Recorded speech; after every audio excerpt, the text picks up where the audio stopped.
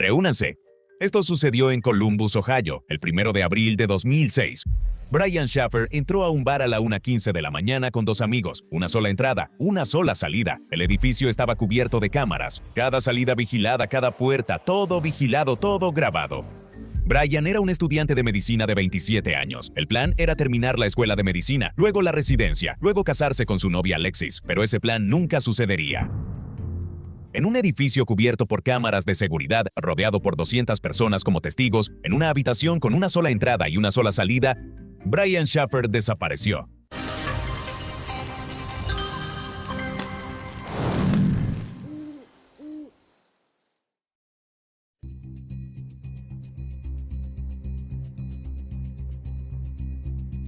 Dos semanas antes, la madre de Brian murió. Renee Shaffer perdió su batalla contra un cáncer raro que destruye la médula ósea. Ella era el sostén de Brian, la que lo impulsó a terminar sus estudios de licenciatura en microbiología, la que celebró cuando fue aceptado en el programa de medicina de la Universidad Estatal de Ohio. Ella murió en marzo. Brian estaba a su lado tomándole la mano cuando ella falleció. 2 semanas después, seguía adelante con su vida. Sus amigos decían que lo manejó bien, que mantuvo sus calificaciones, asistía a todas las clases. Pero los más cercanos a él notaron el cansancio, la forma en que se quedaba mirando al vacío durante las conversaciones, la sonrisa forzada cuando la gente le preguntaba cómo estaba. La noche del 31 de marzo, Brian cenó con su padre Randy, solo los dos. Brian se veía agotado, con ojeras bajo los ojos. Randy pensó que su hijo no debería salir esa noche, que debería descansar, pero no lo dijo. Se arrepentiría de ese silencio por el resto de su vida. Después de la cena, Brian llamó a Alexis Wagoner, su novia desde hace 2 años, también estudiante de medicina. Ella llegó a su casa en Toledo para visitar a sus padres. Brian le preguntó a Alexis si todavía seguían con los planes para Miami. Ella dijo que ya quería ir. Brian estaba emocionado. 3 días en South Beach y Brian planeaba sorprenderla con una propuesta de matrimonio. El anillo ya estaba elegido. Él dijo que la vería el lunes. Luego llamó a Clint Florence, su compañero de cuarto, su amigo más cercano. Era hora de celebrar el inicio de las vacaciones de primavera.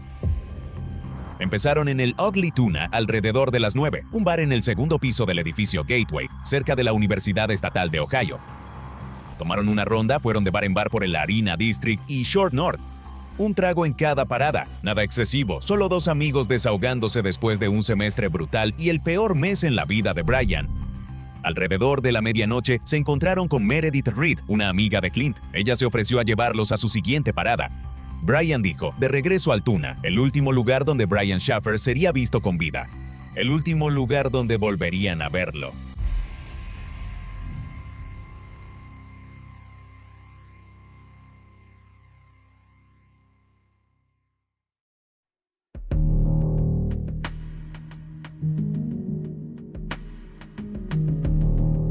La cámara de seguridad los captó a la 1:15 de la madrugada. 3 amigos subiendo por la escalera eléctrica al segundo piso. Brian parecía relajado, incluso feliz. El Ugly Tuna ocupaba todo el segundo piso. Ladrillo expuesto, iluminación industrial, la barra a lo largo de una pared, mesas por todas partes, un escenario en la esquina. El lugar estaba lleno de estudiantes universitarios celebrando las vacaciones de primavera, música fuerte y conversaciones aún más ruidosas. Brian se movía entre la multitud comprando bebidas, hablando con la gente. Los testigos dijeron después que estaba más extrovertido de lo habitual, más sociable, como si estuviera esforzándose por pasar un buen rato. Alrededor de la 1:40 de la madrugada, Brian y Clint salieron al área del balcón con vista al atrio. La cámara los captó ahí, Brian apoyado en la barandilla, Clint a su lado. Hablaron durante unos minutos. Pero en algún momento durante esa conversación comenzaron a discutir. La cámara lo vio todo. Volvieron a entrar. 15 minutos después, Brian estaba afuera otra vez, solo. La cámara grabó sus últimos momentos. Él estaba de pie cerca de la entrada, hablando con 2 mujeres jóvenes, rubias, de unos 20 años. La conversación duró unos 2 minutos. Brian sonrió, las mujeres se rieron, nada parecía estar mal. Nunca se identificó a esas 2 mujeres. No eran estudiantes de la Universidad Estatal de Ohio, ni locales que alguien reconociera. No aparecieron en ninguna otra cámara del edificio, ni de los alrededores esa noche. 19 años después, nadie sabe quiénes eran. Brian se despidió y la cámara lo mostró girando, caminando de regreso hacia la entrada del bar, saliendo del cuadro. Esa fue la última vez que alguien vio a Brian Shaffer. A la hora de cierre, Clint y Meredith buscaron por todo el bar. Baños, cuartos, áreas de almacenamiento. Le preguntaron al personal. Nadie lo había visto salir. 200 personas bajaron por la escalera eléctrica cuando el bar cerró. Brian no estaba entre ellos. Clint llamó al celular, se fue directo al buzón de voz. Esperaron afuera hasta el amanecer. Brian nunca salió.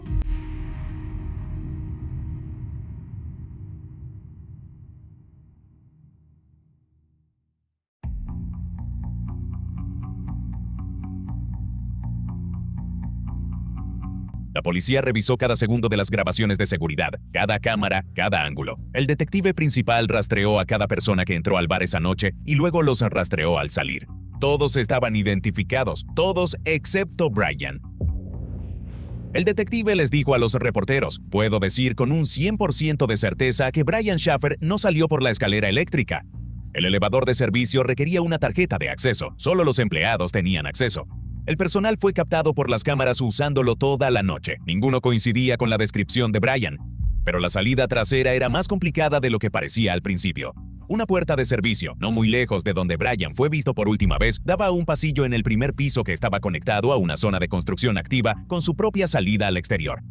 Los oficiales dijeron que recorrerla sería casi imposible estando ebrio, pero las cámaras que cubrían esa ruta no estaban fijas. Una se movía de un lado a otro en un ciclo, la otra era operada manualmente. Había huecos, no muchos, pero lo suficientes para que una persona pudiera pasar sin ser vista.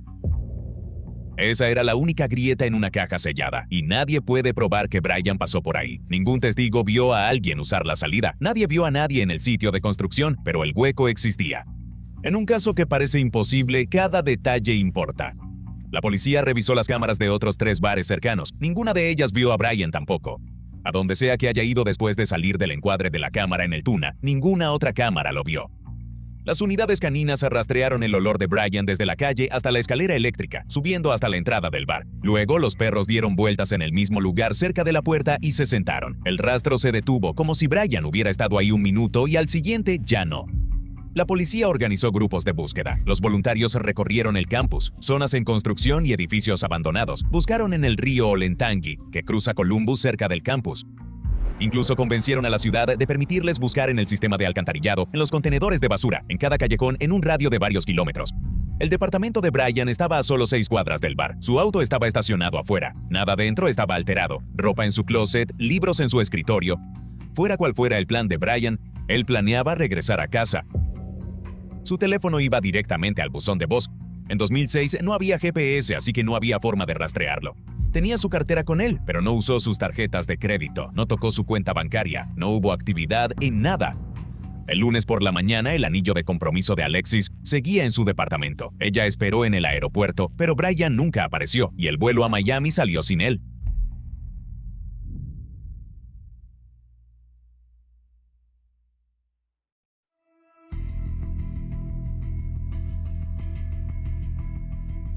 A todos los que vieron a Brian esa noche se les pidió que se sometieran a un polígrafo. Su padre, Randy, se hizo uno y lo pasó. Meredith Reed se hizo uno, lo pasó. El personal del bar, otros amigos, todos aceptaron, todos pasaron.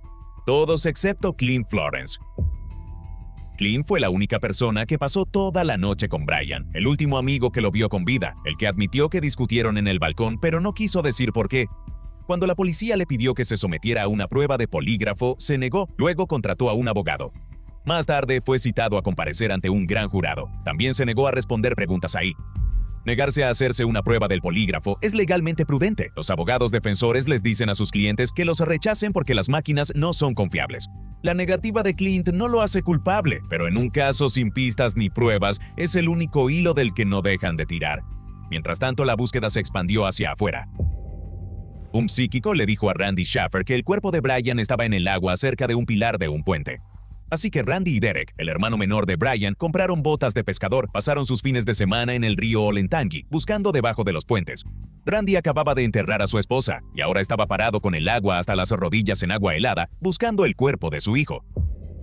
Brian tenía un tatuaje de Pearl Jam en el brazo. Cuando la banda tocó en Cincinnati más tarde ese año, Eddie Vedder se detuvo entre canciones y le pidió información a 15,000 personas sobre Brian Shaffer. El vocalista de una de las bandas de rock más grandes del mundo estaba personalmente en el escenario, pidiendo ayuda para encontrar a un fan desaparecido. Parecía haberse desvanecido en el aire y tenía una novia, Alexis, que lo amaba y estaban planeando casarse. Iba a la escuela de medicina y tenía un gran papá llamado Randy. Él vino a uno de nuestros shows hace varios años, quizás hace 7 años. Creo que el sitio web ha tratado de mantener el tema en primer plano y seguir recordándole a la gente que estén atentos. Él tenía un tipo apuesto de 1,89 m, tenía 2 tatuajes en su brazo.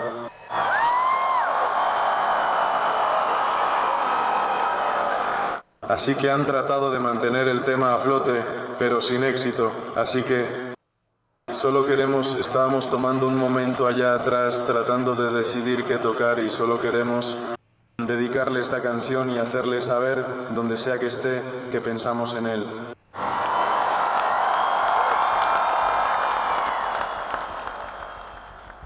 Nadie tenía nada. 15,000 personas en un estadio y ni una sola pista útil.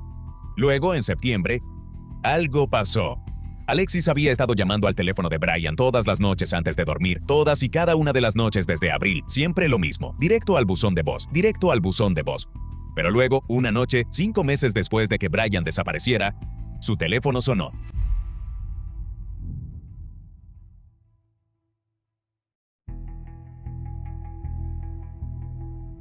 Por primera vez en meses, el celular de Brian Shaffer sonó, pero nadie contestó.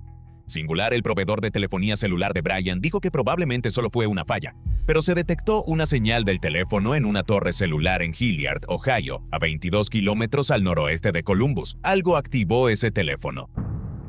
La pista nunca se explicó. El teléfono volvió a quedarse en silencio, nunca volvió a detectarse su señal. Algunos investigadores analizaron la teoría del llamado asesino de la cara feliz. Algunos creen que el asesino serial estaba atacando a hombres universitarios ebrios y arrojando sus cuerpos a los ríos.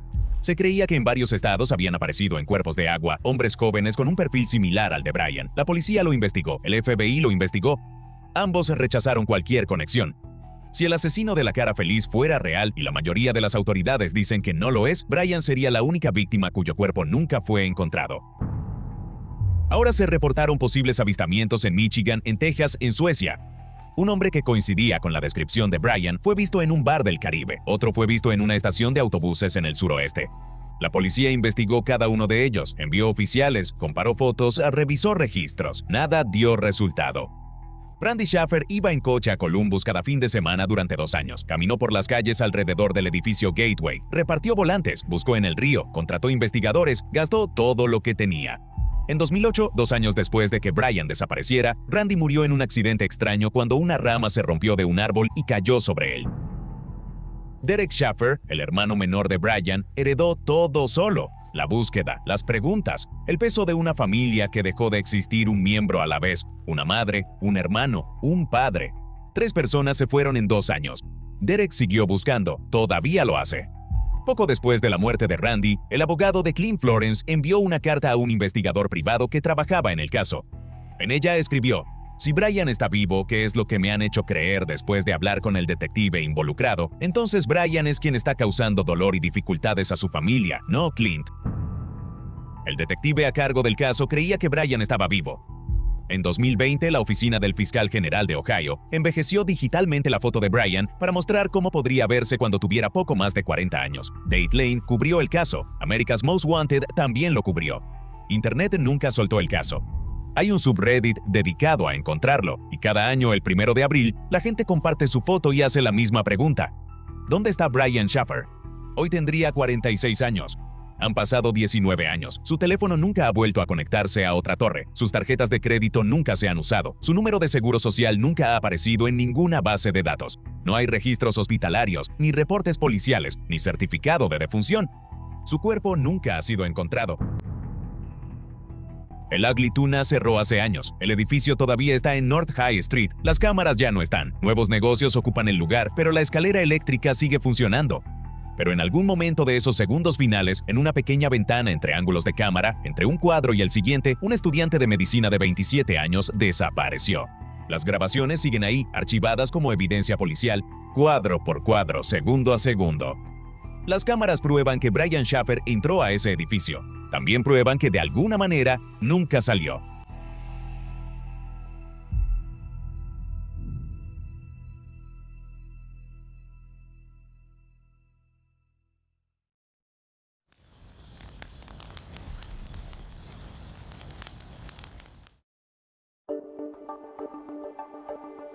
¡Reúnanse! Esto pasó. En octubre de 2009, unos cazadores encontraron una camioneta abandonada en un camino de terracería en lo profundo de las montañas Sans Bois, al sureste de Oklahoma. El motor estaba frío, las puertas estaban sin seguro. Adentro, una pequeña terrier llamada Macy estaba acurrucada contra el asiento, apenas estaba viva. Estuvo atrapada en la cabina durante días sin comida, sin agua y sin que nadie regresara por ella. También encontraron 2 teléfonos celulares, 2 carteras y un GPS. Había abrigos y chaquetas adentro, aunque por las noches la temperatura bajaba a unos 5 grados Celsius. Y a la vista de todos, $32,000 en efectivo. No había huellas que se alejaran del vehículo. No había sangre, ni señales de una pelea. La camioneta era propiedad de Bobby Jamison. Él condujo a las montañas con su esposa Sherilyn y su hija de 6 años, Madison. La policía nunca logró averiguar por qué fueron. Lo único que sabemos con certeza es que la familia Jamison desapareció.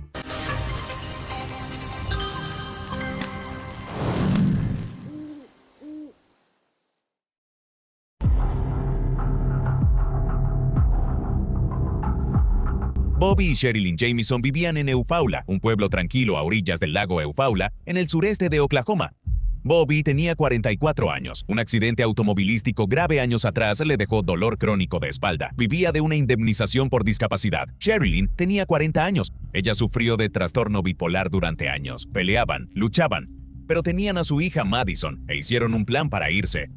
En el otoño de 2009, los Jamison encontraron un terreno de 16 hectáreas cerca del pueblo de Red Oak, a unos 48 kilómetros de su casa. Estaba en lo profundo de la cordillera Sans Bois, un lugar remoto y boscoso, el tipo de lugar donde podrías desaparecer del mundo. Querían un nuevo comienzo, dejar Eufaula y todo lo que había ahí atrás.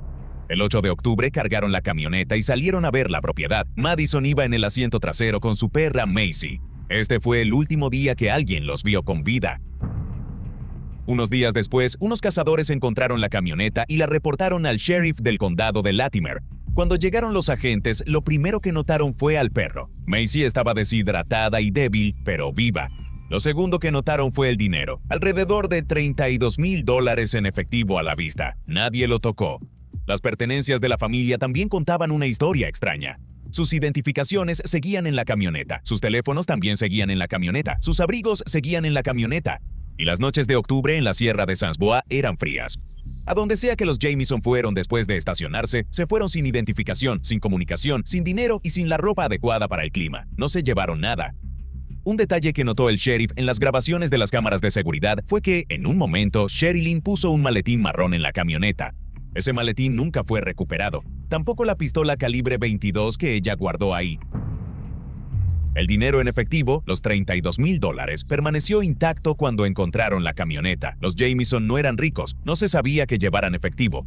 La indemnización por discapacidad puede explicar de dónde salió el dinero, pero no explica por qué llevaron cada dólar que tenían para ver un terreno en las montañas. Pero las cámaras de seguridad en su casa grabaron algo que los investigadores nunca han podido explicar. Las imágenes tienen la marca de tiempo de la mañana en que se fueron.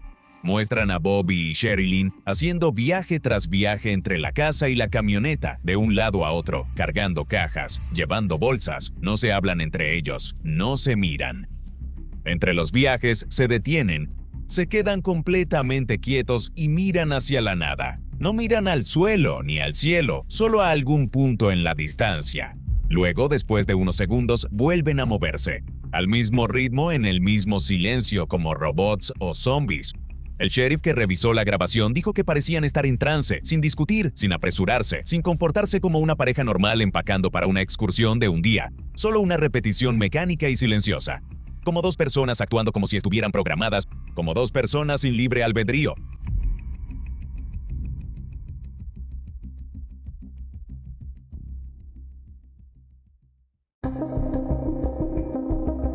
Los Jamison ya estaban en problemas mucho antes de desaparecer, y cada capa que los investigadores descubrían revelaba algo más oscuro. Bobby estaba enfrascado en una amarga batalla legal con su propio padre, Bob Dean Jamison. En 2008, Bobby había presentado una orden de protección, alegando que su padre había intentado atropellarlo con un coche. La petición de Bobby describía a su padre como un hombre muy peligroso. Lo acusó de estar involucrado con metanfetaminas y otras actividades criminales. Dijo que su padre amenazó con matarlo a él, a su esposa y a su hija. Luego estaban los espíritus. Bobby y Sherilyn habían visitado a su pastor por separado. Le dijeron lo mismo. Algo vivía dentro de su casa, espíritus. Entidades que podían ver pero no podían hacer que se fueran. Bobby le dijo al pastor que había salido y comprado una copia de la Biblia satánica. No para adorar nada, dijo, sino para encontrar instrucciones para expulsar a los espíritus de la casa. Le preguntó si sabía dónde comprar balas especiales que pudieran disparar a las entidades para sacarlas del techo. El pastor no supo qué decir ante eso. Nadie sabía qué decir.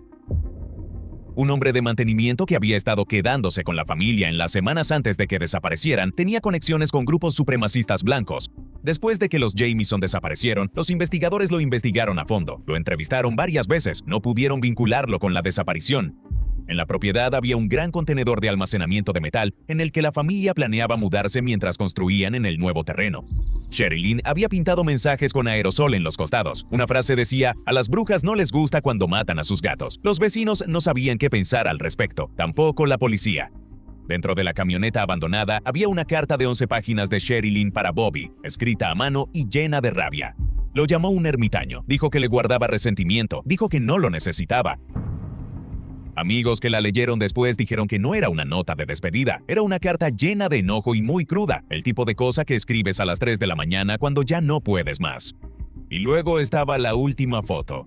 Estaba en el teléfono de Bobby, tomada el día que desaparecieron. La imagen muestra a Madison, de 6 años, parada sola en el bosque, sin sonreír, sin llorar, simplemente parada perfectamente quieta entre los árboles, mirando directamente a la cámara con una expresión vacía, como si estuviera esperando que algo sucediera. Nadie sabe quién tomó esa foto.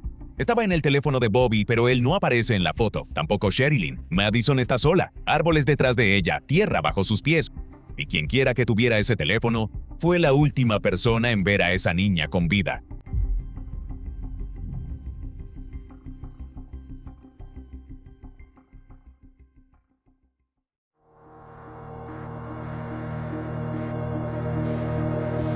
Los equipos de búsqueda cubrieron cientos de hectáreas. Los perros siguieron rastros de olor que no llevaban a ningún lado. Los helicópteros sobrevolaron las montañas en patrones de cuadrícula. Los voluntarios caminaron hombro con hombro entre la maleza densa, y aún así no encontraron nada. Y pasaron 4 años. En noviembre de 2013, 2 cazadores de venados recorrían una zona remota del condado de Latimer, un bosque denso de robles y terreno rocoso, a menos de 5 kilómetros de donde abandonaron la camioneta en 2009. Uno de ellos dejó de caminar. Algo pálido en el suelo llamó su atención. Medio ocultos entre la maleza había huesos, esparcidos por el suelo del bosque tras 4 años de tormentas y animales, 2 adultos, un niño. En julio de 2014, el médico forense de Oklahoma confirmó lo que todos ya sabían, pero nadie quería escuchar. Bobby Jamieson, Sherilyn Jamieson, Madison Jamieson. La causa oficial de la muerte fue indeterminada. Y esa palabra indeterminada es rara. Los forenses casi siempre encuentran algo, una fractura, una punción, toxicología, algo, pero los restos de los Jamieson no revelaron nada. No había daño de bala en ninguno de los huesos, no había marcas de cuchillo. No había daño en el hueso hioides, lo que significa que no fueron estrangulados. 4 años de calor, frío, lluvia y vida silvestre de Oklahoma destruyeron la evidencia de lo que sea que los mató. El caso se volvió noticia nacional. Cientos de pistas llegaron a lo largo de los años y ninguna llevó a nada. Cada teoría se vino abajo. Metanfetamina. La policía registró la casa y no encontró nada. No había drogas, ni parafernalia, ni evidencia de tráfico o consumo. Homicidio, suicidio. Pero faltaba la pistola de Sherilyn, y los cuerpos estaban a casi 5 kilómetros de la camioneta, en terreno accidentado. Ahora el papá de Bobby tenía una coartada y murió 2 meses después de que la familia desapareciera. El encargado de mantenimiento con vínculos con supremacistas blancos fue una persona de interés por un tiempo, pero nada lo conectó con la desaparición. La mamá de Sherilyn creía que la familia fue atraída por una secta y nunca cambió su versión. El alguacil que trabajó en el caso dijo que hubo una cosa que se le quedó grabada por encima de todo lo demás. No el dinero, no la carta, no la foto de Madison en el bosque. Fue la grabación. Bobby y Sherilyn moviéndose por su casa como si estuvieran sonámbulos, cargando esa camioneta en completo silencio, deteniéndose para mirar a la nada y luego comenzando de nuevo una y otra vez. Dijo que lo vio más de 100 veces y cada vez parecía menos una familia empacando para un viaje y más como robots siguiendo un programa. Los $32,000 siguen en un casillero de evidencias. El maletín nunca se ha encontrado. El arma de Sherilyn nunca se ha encontrado. Y nadie ha explicado nunca qué hizo que Bobby y Sherilyn cargaran esa camioneta como zombies en la última mañana de sus vidas. Y lo más probable, nadie lo hará jamás.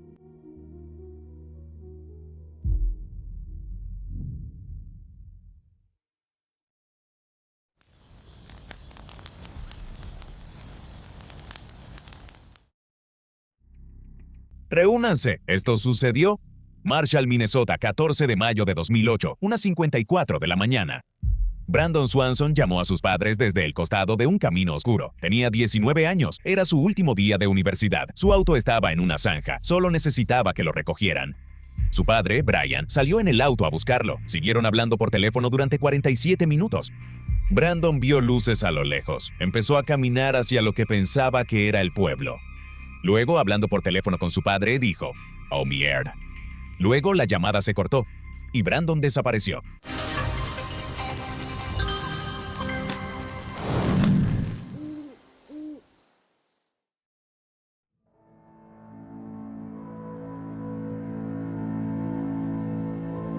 Brandon les dijo a sus padres que se accidentó cerca de Lind, un pequeño pueblo a unos 11 kilómetros de Marshall.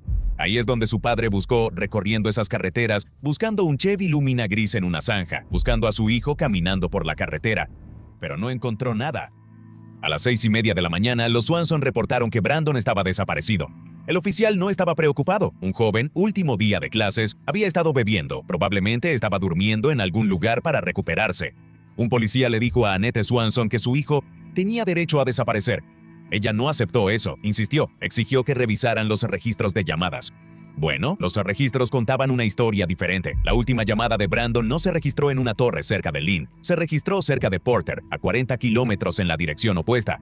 Brandon estaba completamente equivocado sobre dónde se encontraba. Él pensaba que estaba a 11 kilómetros de casa. Estaba a casi 50 kilómetros de distancia, en un camino de grava en medio de tierras de cultivo, rodeado de campos y oscuridad. No había farolas ni casas, nada más que terreno plano y cielo en todas las direcciones. El condado de Yellow Medicine se encuentra en el suroeste de Minnesota. Es tierra de pradera, el tipo de lugar donde puedes ver las luces de los autos a 16 kilómetros de distancia en una noche despejada. Y en mayo, el maíz aún no ha brotado. Los campos son pura tierra y rastrojo. No hay donde esconderse. No hay nada en lo que uno pueda caer. No había nada donde una persona pudiera desaparecer. La policía encontró su auto esa tarde, atascado en una pendiente cerca de un puente en un camino del condado. Las puertas abiertas, las llaves no estaban. Brandon se las había llevado cuando empezó a caminar. El pueblo más cercano era Porter, población de 178, pero Brandon nunca llegó. Ahora piénsalo, Brandon creció en Marshall, había conducido por estos caminos toda su vida. Y de alguna manera, después de que su auto se fue a la zanja, él estaba convencido de que estaba cerca de Lind, un pueblo que conocía. No reconocía nada a su alrededor porque no había nada que reconocer, solo grava, oscuridad y la línea plana del horizonte. Y aquí es donde se pone extraño. Las luces que Brandon vio a lo lejos, hacia las que caminó, probablemente eran una baliza roja en un elevador de granos en Taunton, una sola luz en la cima de una estructura metálica alta, visible a kilómetros de distancia a través de la pradera plana. Ahora, desde esa distancia y a través de la oscuridad, parecía un pueblo, parecía un lugar seguro. No lo era. Entre Brandon y esa luz había 5 kilómetros de tierras de cultivo abiertas, el río Yellow Medicine y nada más. No había caminos que llevaran a donde él iba, no había edificios, solo tierra negra bajo un cielo completamente oscuro.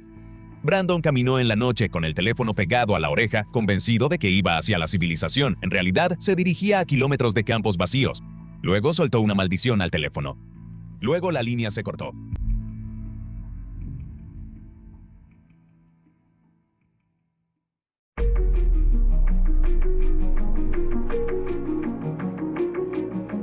Las búsquedas comenzaron al amanecer. Los helicópteros sobrevolaban la zona, los oficiales recorrían las carreteras y zanjas y los voluntarios revisaban los campos. Trajeron perros entrenados para rastrear el olor humano a través de kilómetros de terreno abierto. Unidades caninas con cientos de búsquedas exitosas entre todas.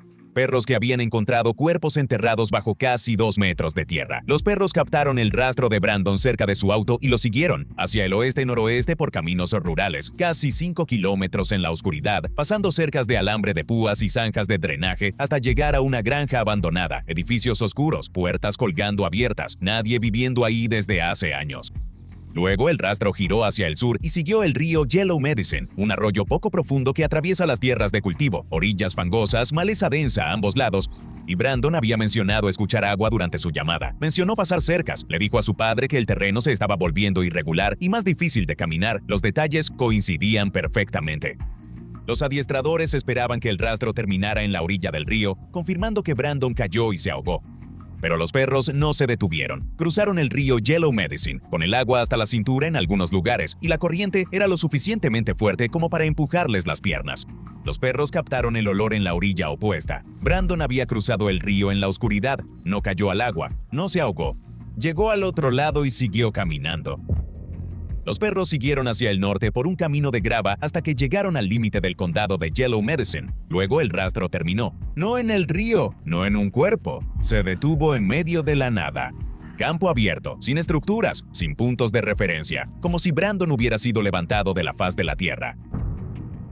Las búsquedas continuaron durante años, cada primavera después del deshielo, cuando el suelo congelado se derretía y los ríos bajaban lo suficiente como para vadearlos. Cada otoño después de la cosecha, cuando los campos estaban cortados y podías ver el suelo por kilómetros.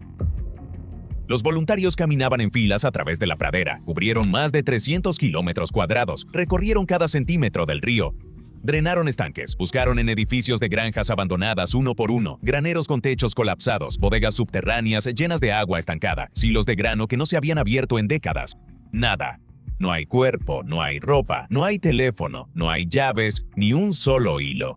Brandon Swanson caminó hacia la oscuridad esa noche y desapareció.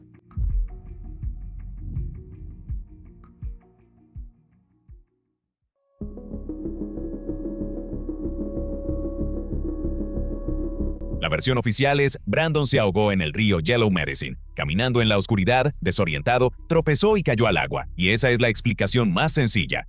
Pero la evidencia no lo respalda. Los sabuesos siguieron su rastro a través del río, no dentro de él. Si Brandon se hubiera ahogado, el rastro habría terminado en la orilla del agua, pero no fue así. Los perros detectaron su olor en la orilla opuesta y lo siguieron hacia el norte. Su padre habló con él durante 47 minutos. Brian Swanson dice que su hijo no sonaba ebrio ni confundido, sonaba como él mismo, frustrado por el auto y ansioso por llegar a casa, pero coherente. Estaba guiándose por puntos de referencia, estaba tomando decisiones, no vagando a ciegas por la noche. Y luego están las últimas palabras: oh mierda. Ahora escucha lo que esa frase es y lo que no es. No fue un grito, no fue un pedido de ayuda, fue una expresión de sorpresa. Es el tipo de cosa que dices cuando ves algo inesperado. Brandon vio algo en la oscuridad. Él reaccionó y luego desapareció. Nunca se ha descartado la intervención de terceros. La zona es remota, kilómetros y kilómetros de campos vacíos, caminos aislados y propiedades abandonadas. Alguien pudo haber estado ahí, podría haber visto sus luces desde la carretera, haberlo visto chocar y haberlo seguido a pie hacia los campos. A las 2:30 de la mañana, en ese tipo de oscuridad, no los verías venir, no los escucharías por encima del viento. Pero no hay evidencia de eso. No hay testigos, ni sospechosos, ni motivo, ni ADN, ni huellas de neumáticos, ni señales de pelea, solo un rastro que termina en medio de la nada. Los padres de Brandon nunca se mudaron. Dejaron la luz del porche encendida todas las noches durante años. Annette dejó su habitación exactamente como estaba. La cama sin hacer, ropa en el piso, libros de texto apilados en el escritorio. Dijo que quería tenerla lista para cuando él finalmente regresara a casa. Brian Swanson repasó esa llamada telefónica en su cabeza 1000 veces. 47 minutos de la voz de su hijo, los últimos 47 minutos que alguien escuchó a Brandon con vida. Le dijo a los reporteros que la parte más difícil no fue el silencio después de la grosería, fueron los 47 minutos antes de eso. La normalidad, la frustración casual de un chico cuyo auto se salió de la carretera. Padre e hijo hablando como si fuera cualquier otra noche, como si todo fuera a estar bien. Los Swanson presionan al gobierno de Minnesota. Testificaron que insistieron. En 2009, Minnesota aprobó la ley Brandon. Ahora la policía tiene que investigar adultos desaparecidos de inmediato. Ya no hay periodos de espera, ya no existe el derecho a estar desaparecido. Esa ley debería existir en todos los estados, pero no es así. El caso de Brandon fue reclasificado de persona desaparecida a persona desaparecida en peligro y luego a presunto homicidio, pero nunca se ha realizado un arresto y nunca se ha nombrado a una persona de interés. El expediente del caso sigue abierto en la oficina del sheriff del condado de Lincoln. El río Yellow Medicine todavía atraviesa esas tierras de cultivo. El elevador de granos en Taunton todavía tiene su luz roja. Los caminos de grava siguen vacíos por la noche. Y si conduces por la carretera del Condado 10 pasando Porter a las 2 de la mañana, verás exactamente lo que vio Brandon, una oscuridad tan absoluta que hace desaparecer las luces de tu auto a solo unos metros de distancia. Y en algún lugar allá afuera, en el espacio entre Porter y la nada, está la respuesta a lo que Brandon Swanson vio en el último momento de su llamada telefónica. Una grosería repentina y luego silencio. Ha estado allá afuera casi 18 años y sigue allá afuera, y su familia sigue esperando.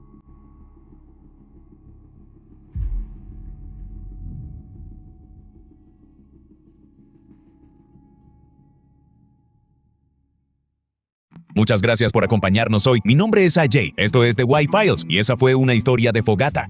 Sin desmentir, sin análisis, solo una historia espeluznante para asustarte a ti y a los niños, y esa es verdadera y sin resolver. Ahora, si te divertiste, te agradecería que le des like, te suscribas, comentes y compartas. Eso realmente ayuda mucho. Y como la mayoría de los temas que cubrimos aquí, el de hoy fue recomendado por ustedes. Si hay una historia que te gustaría ver, ve a thewhitefiles.com/tips o mándanos un correo electrónico. Nos encantaría cubrirla. Y si te gustaría escuchar cualquiera de estas historias de fogata convertidas en un episodio completo, hay algunas que me gustaría hacer. Entonces házmelo saber. Recuerda, The White Files también es un podcast. Puedes llevarnos contigo a donde vayas. Publico análisis profundos de las historias que cubrimos en el canal. También publico episodios que no estarían permitidos en el canal. El podcast se llama The White Files Operation Podcast y está disponible en todas partes. Y si nos escuchas en una plataforma de audio, hazme un favor, dale a me gusta, a seguir o a cualquiera de esos botones. Eso realmente ayuda mucho. Ahora, si necesitas más de The White Files en tu vida, échale un vistazo a nuestro Discord. Estamos a punto de llegar a 100,000 miembros allá. Es muy divertido, es una comunidad realmente solidaria. Siempre hay alguien ahí 24/7 y es gratis unirse. Y hablando de contenido disponible todo el tiempo, asegúrate de ver nuestra transmisión 24/7 en The White Files Backstage. Ahí transmitimos episodios uno tras otro con contenido divertido entre ellos. Y el chat en vivo es súper divertido.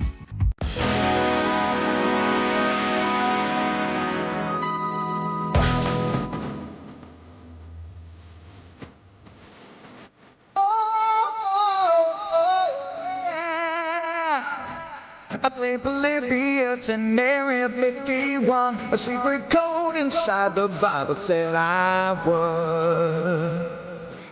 I love my UFOs and paranormal fun, as well as music, so I'm singing it like I should.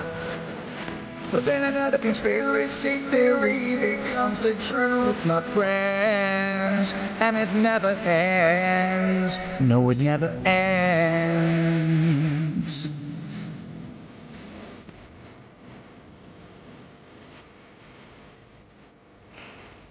I feel the crap get out, got stuck inside Mel's home with MK Ultra. I've been only too aware. Did Stanley Kubrick fake the moon landing alone on a film set, or were the shadow people there? The Roswell aliens just fought the smiling man, I'm told, and his name was Cole. I can't believe I'm dancing with the bitches. Head to fish on Thursday night, Wednesday J2, and the Wi-Fi's up all through the night. All I ever wanted was to just hear the truth, so the Wi-Fi's up all through the night.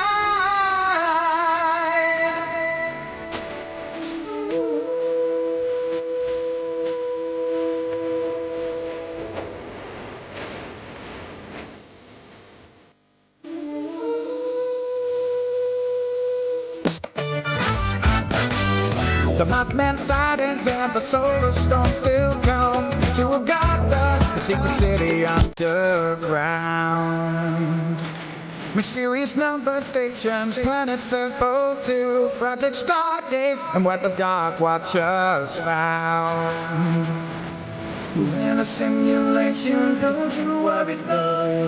The Black Knight satellite told me so.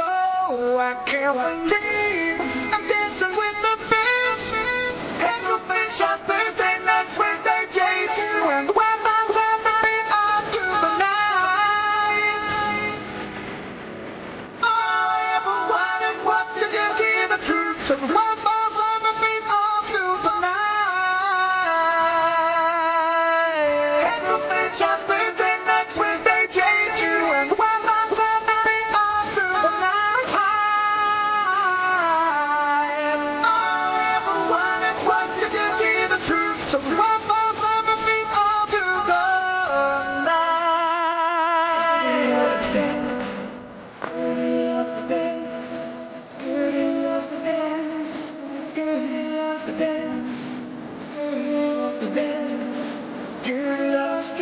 dance. Security loves to dance on the dance floor because she is a camel, and camels love to dance when the feeling is right. Wasting time.